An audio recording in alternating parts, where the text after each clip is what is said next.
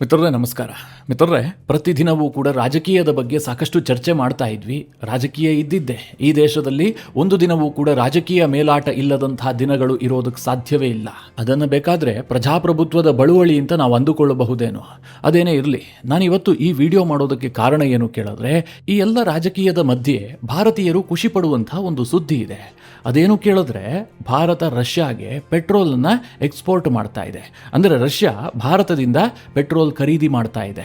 ಇದನ್ನು ಕೇಳಿದಾಗ ಇವನೇನೋ ಉಲ್ಟಾ ಹೇಳ್ತಾ ಇದ್ದಾನೆ, ಭಾರತ ಅಲ್ವಾ ರಷ್ಯಾದಿಂದ ಆಯಿಲ್ ಪರ್ಚೇಸ್ ಮಾಡ್ತಾ ಇರೋದು, ಈಗ ಇವನೇನೋ ಭಾರತದಿಂದಲೇ ರಷ್ಯಾ ಖರೀದಿ ಮಾಡ್ತಾ ಇದೆ ಅಂತ ಹೇಳ್ತಾ ಇದ್ದಾನಲ್ಲ ಅಂತ ನಿಮ್ಗೆ ಅನಿಸಿರಬಹುದು.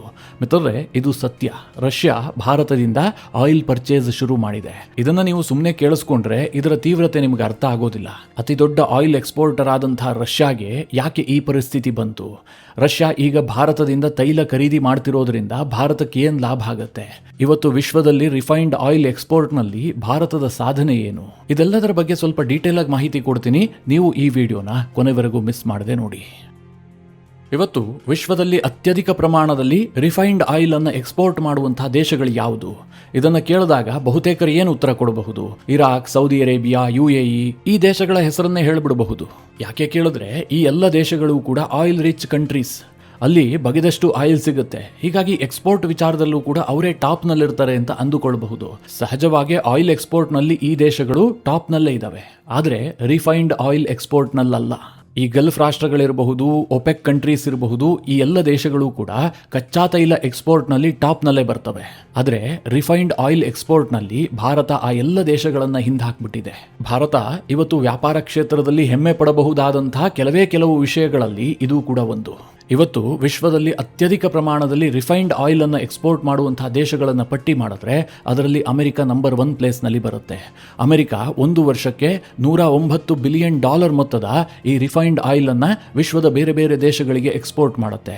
ಅಂದರೆ ತನ್ನ ದೇಶದಲ್ಲಿರುವಂತಹ ಕಚ್ಚಾ ತೈಲವನ್ನು ಹೊರತೆಗೆದು ಅಥವಾ ಬೇರೆ ಬೇರೆ ದೇಶಗಳಿಂದ ಕಚ್ಚಾ ತೈಲವನ್ನು ಖರೀದಿ ಮಾಡಿ ತನ್ನ ದೇಶಕ್ಕೆ ತಂದು ಅದನ್ನು ರಿಫೈನ್ಡ್ ಮಾಡಿಬಿಟ್ಟು ಆನಂತರ ಆ ರಿಫೈನ್ಡ್ ಆಯಿಲ್ ಅನ್ನ ಬೇರೆ ಬೇರೆ ದೇಶಗಳಿಗೆ ಎಕ್ಸ್ಪೋರ್ಟ್ ಮಾಡೋದು. ಇಲ್ಲಿ ರಿಫೈನ್ಡ್ ಆಯಿಲ್ ಅಂತಿದ್ದ ಹಾಗೆ ಸೂರ್ಯಕಾಂತಿ ಎಣ್ಣೆ, ಪಾಮಾಯಿಲ್ ಎಣ್ಣೆ ಅಂತ ಅಂದುಕೊಳ್ಬೇಡಿ. ಈ ಕಚ್ಚಾ ತೈಲವನ್ನ ಕೂಡ ರಿಫೈನರೀಸ್ಗಳಲ್ಲಿ ರಿಫೈನ್ಡ್ ಮಾಡಲಾಗುತ್ತೆ.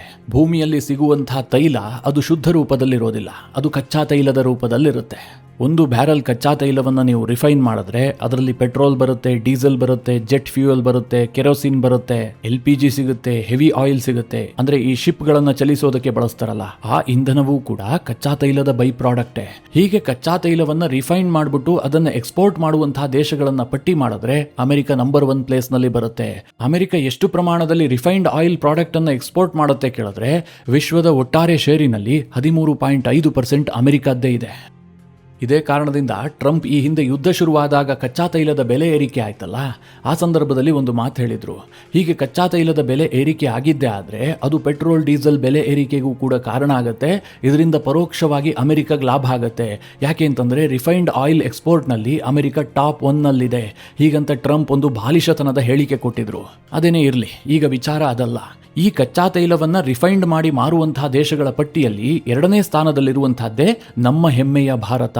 ಭಾರತ ಒಂದು ವರ್ಷಕ್ಕೆ $56.2 ಬಿಲಿಯನ್ ಮೊತ್ತದ ರಿಫೈನ್ಡ್ ಆಯಿಲ್ ಅನ್ನು ಎಕ್ಸ್ಪೋರ್ಟ್ ಮಾಡುತ್ತೆ. ವಿಶ್ವದ ಶೇರಿನಲ್ಲಿ ಭಾರತದ ಪಾಲು 7%. ನೆದರ್ಲ್ಯಾಂಡ್ 3ನೇ ಸ್ಥಾನದಲ್ಲಿದೆ, ಸಿಂಗಪೂರ್ 4ನೇ ಸ್ಥಾನದಲ್ಲಿದೆ, ಸೌತ್ ಕೊರಿಯಾ 5ನೇ ಸ್ಥಾನದಲ್ಲಿದೆ, UAE ದೇಶ 6ನೇ ಸ್ಥಾನದಲ್ಲಿದೆ. 7ನೇ ಸ್ಥಾನದಲ್ಲಿ ಬರುವಂತಹದ್ದು ರಷ್ಯಾ ವಾರ್ಷಿಕವಾಗಿ $39.6 ಬಿಲಿಯನ್ ಮೊತ್ತದ ಈ ರಿಫೈನ್ಡ್ ಆಯಿಲ್ ಅನ್ನು ಎಕ್ಸ್ಪೋರ್ಟ್ ಮಾಡುತ್ತೆ.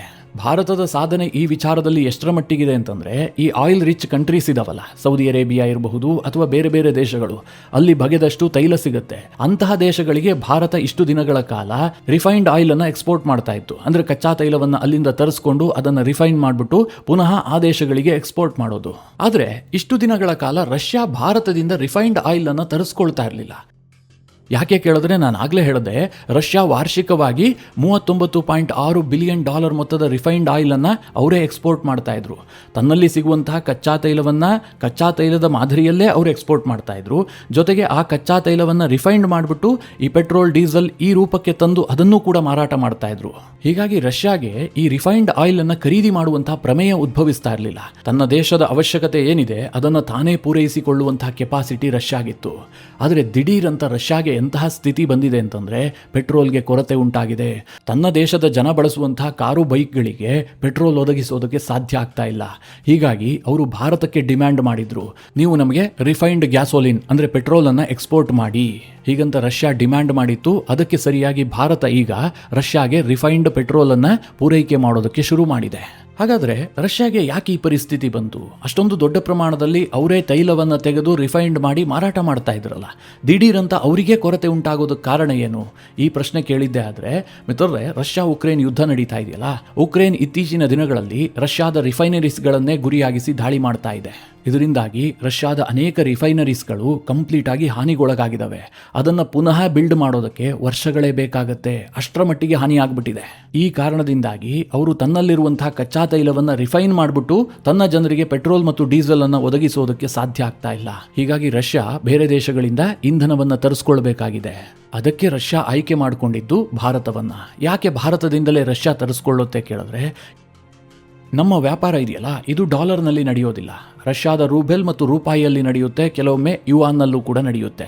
ಈ ಕಾರಣದಿಂದ ರಷ್ಯಾ ಬಳಿಯಲ್ಲಿ ಈ ರೂಪಾಯಿಯ ಸ್ಟಾಕ್ ಇದೆಯಲ್ಲ, ಇದು ವಿಪರೀತವಾಗಿದೆ. ಇದಕ್ಕೆ ಕಾರಣ ಏನು ಕೇಳಿದ್ರೆ, ಇವತ್ತು ರಷ್ಯಾ ಮತ್ತು ಭಾರತದ ನಡುವೆ ಬಹಳ ದೊಡ್ಡ ಪ್ರಮಾಣದಲ್ಲಿ ಕೊರತೆಯ ವ್ಯಾಪಾರ ಇದೆ. ಅಂದ್ರೆ ರಷ್ಯಾ ಭಾರತಕ್ಕೆ ಹೆಚ್ಚು ಎಕ್ಸ್ಪೋರ್ಟ್ ಮಾಡುತ್ತೆ, ಕಡಿಮೆ ಪ್ರಮಾಣದ ವಸ್ತುಗಳನ್ನು ಇಂಪೋರ್ಟ್ ಮಾಡಿಕೊಳ್ಳುತ್ತೆ. ಹೀಗಾಗಿ ಭಾರತ ಕೊಡುವಂತಹ ರೂಪಾಯಿ ಇದೆಯಲ್ಲ, ರಷ್ಯಾ ಬಳಿಯಲ್ಲಿ ಸ್ಟಾಕ್ ಉಳಿಯುತ್ತೆ. ಈ ಕಾರಣದಿಂದ ಭಾರತದಿಂದ ಈಗ ಪೆಟ್ರೋಲ್ ಮತ್ತು ಡೀಸೆಲ್ ಅನ್ನು ಖರೀದಿ ಮಾಡಿದ್ದೇ ಆದ್ರೆ ಆ ರೂಪಾಯಿಯನ್ನ ಭಾರತಕ್ಕೆ ವಾಪಸ್ ಕೊಡಬಹುದಲ್ವಾ?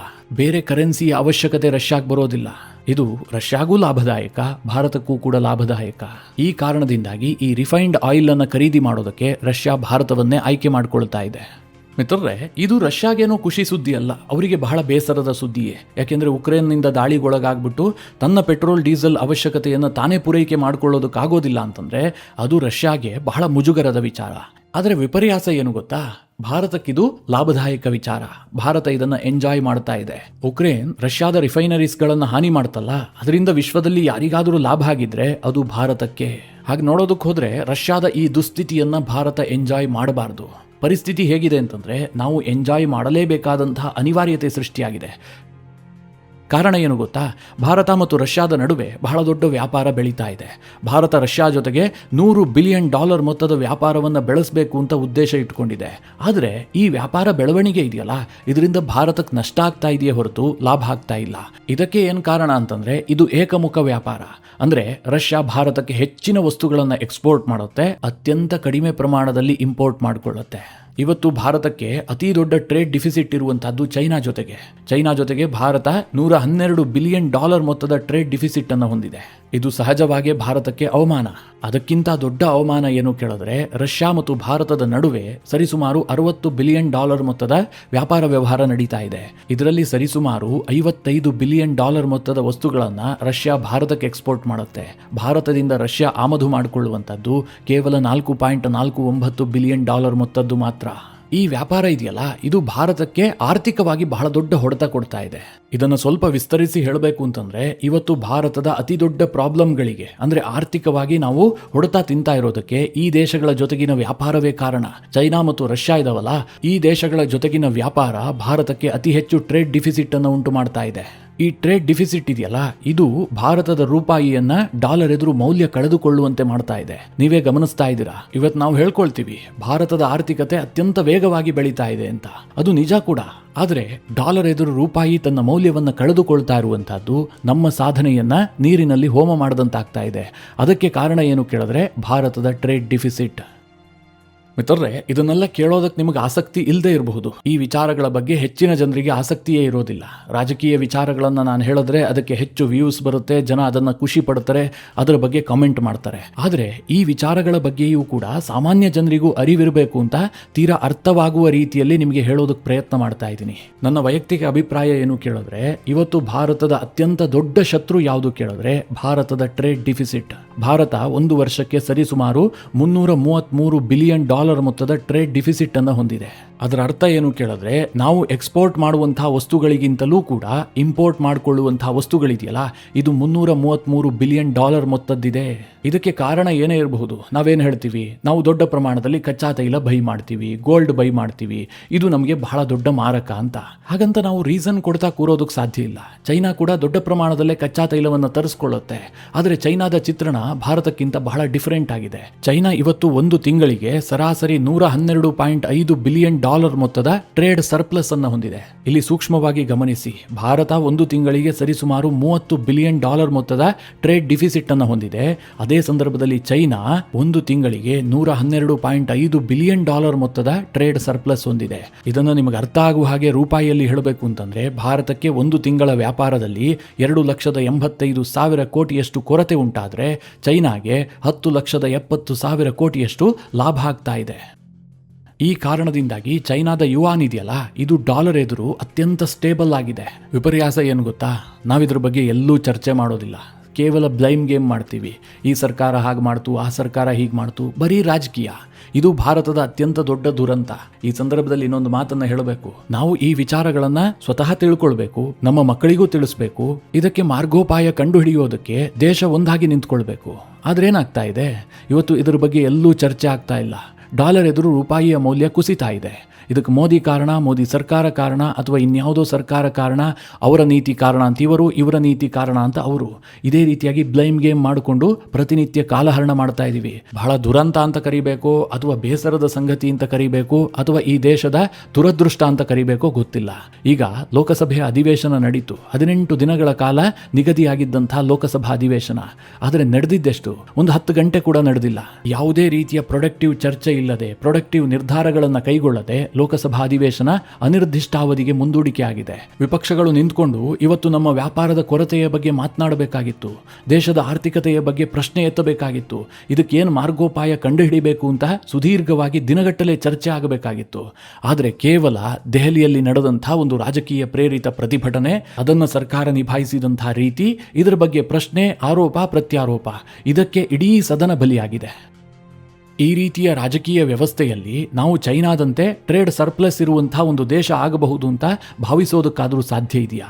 ಇವತ್ತು ನಾವು ಚೈನಾದ ರೀತಿಯಲ್ಲಿ ವಾರ್ಷಿಕವಾಗಿ 1-1.5 ಟ್ರಿಲಿಯನ್ ಡಾಲರ್ ಮೊತ್ತದ ಟ್ರೇಡ್ ಸರ್ಪ್ಲಸ್ ಹೊಂದಬೇಕಾಗಿಲ್ಲ. ಕೇವಲ ಕೆಲವೇ ಬಿಲಿಯನ್ ಡಾಲರ್ ಮೊತ್ತದಲ್ಲಿ ಟ್ರೇಡ್ ಸರ್ಪ್ಲಸ್ಗೆ ನಮ್ಮ ದೇಶ ಬಂದರೂ ಕೂಡ ಈ ದೇಶದ ಜನತೆಯ ಜೀವನ ಮಟ್ಟ ಎಲ್ಲಿಗೋ ಹೊರಟು ಹೋಗ್ಬಿಡುತ್ತೆ. ನಾವು ಅತ್ಯಂತ ಸುಭಿಕ್ಷರಾಗಿ ಬದುಕ್ತೀವಿ. ಆದರೆ ಬಹಳ ದುರಂತ, ಬಿಟ್ಬಿಡಿ. ಇದನ್ನು ಮಾತನಾಡ್ತಾ ಹೋದರೆ ವಿಷಯ ಎಲ್ಲಿಂದ ಎಲ್ಲಿಗೂ ಹೊರಟು ಹೋಗ್ಬಿಡುತ್ತೆ, ಒಂಥರ ರೋಷ ಬರೋದಕ್ಕೆ ಶುರುವಾಗುತ್ತೆ. ಹೀಗಾಗಿ ಈ ವಿಚಾರವನ್ನು ಇಲ್ಲಿಗೆ ಬಿಟ್ಟು, ಸದ್ಯ ರಷ್ಯಾ ಭಾರತದಿಂದ ರಿಫೈನ್ಡ್ ಆದಂತಹ ಪೆಟ್ರೋಲನ್ನು ಖರೀದಿ ಮಾಡೋದಕ್ಕೆ ಶುರು ಮಾಡಿದೆಯಲ್ಲ, ಇದು ಭಾರತಕ್ಕೆ ಯಾಕೆ ಖುಷಿ ಸುದ್ದಿ ಕೇಳಿದ್ರೆ, ರಷ್ಯಾ ಮತ್ತು ಭಾರತದ ನಡುವೆ ಇರುವಂತಹ ಟ್ರೇಡ್ ಡಿಫಿಸಿಟ್ ಅನ್ನು ಇದು ಕಡಿಮೆ ಮಾಡುತ್ತೆ. ರಷ್ಯಾದಿಂದ ದೊಡ್ಡ ಪ್ರಮಾಣದಲ್ಲಿ ಕಚ್ಚಾ ತೈಲವನ್ನು ಖರೀದಿಸಿ ನಮ್ಮ ಟ್ರೇಡ್ ಡಿಫಿಸಿಟ್ ಅನ್ನು ಜಾಸ್ತಿ ಮಾಡ್ಕೊಳ್ತಾ ಇದೀವಲ್ಲ, ಈ ಪ್ರಮಾಣ ಸ್ವಲ್ಪ ಸ್ವಲ್ಪವಾಗಿ ಕಡಿಮೆ ಆಗುತ್ತೆ. ಈ ಕಾರಣದಿಂದಾಗಿ ಉಕ್ರೇನ್ ಮತ್ತು ರಷ್ಯಾದ ನಡುವೆ ಆಗ್ತಾ ಇರುವಂತಹ ಈ ಕಾನ್ಫ್ಲಿಕ್ಟ್ ಇದೆಯಲ್ಲ, ಇದು ಭಾರತಕ್ಕೆ ಪರೋಕ್ಷವಾಗಿ ಲಾಭ ಮಾಡಿಕೊಡ್ತಾ ಇದೆ. ಮಿತ್ರರೇ, ಈ ವಿಚಾರದ ಕುರಿತಾಗಿ ನಿಮ್ಮ ಅನಿಸಿಕೆ, ಅಭಿಪ್ರಾಯಗಳೇನು? ಕಮೆಂಟ್ ಮಾಡುವ ಮೂಲಕ ನಮಗೆ ತಿಳಿಸಿ. ಹಾಗೆ ನಿಮಗೆ ಈ ವಿಡಿಯೋ ಇಷ್ಟವಾದರೆ ಲೈಕ್ ಮಾಡಿ. ಜೊತೆಗೆ ನೀವಿನ್ನೂ ನಿಮ್ಮ ನೆಚ್ಚಿನ ಸಂಸ್ಕಾರ ಸೌರಭ ಯೂಟ್ಯೂಬ್ ಚಾನಲ್ನ ಸಬ್ಸ್ಕ್ರೈಬ್ ಮಾಡಿಲ್ಲ ಅಂತಾದರೆ ಈ ಕೂಡಲೇ ಸಬ್ಸ್ಕ್ರೈಬ್ ಮಾಡಿ. ಮುಂದಿನ ಎಲ್ಲ ಅಪ್ಡೇಟ್ಗಳ ನೋಟಿಫಿಕೇಷನ್ಗಾಗಿ ಬೆಲ್ ಐಕಾನ್ ಒತ್ತಿ.